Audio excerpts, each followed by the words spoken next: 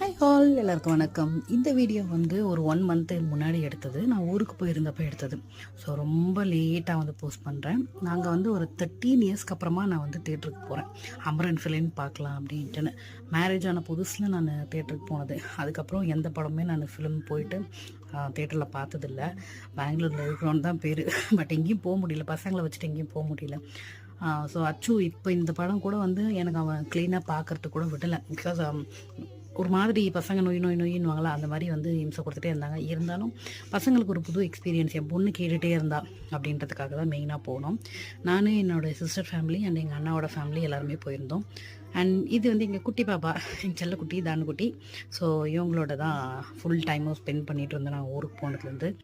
And இத்தனை வருஷம் கழிச்சு நான் தேட்டருக்கு போனதில் ரொம்பவே ஹாப்பியாக இருந்தேன். என்னை விட என் பொண்ணு ரொம்ப ஹாப்பியாக இருந்தா. அதுதானே நம்மளுக்கு ரொம்ப முக்கியம் இல்லைங்களா? Okay, take care, bye, love you all. புன்னகை மலரட்டும்.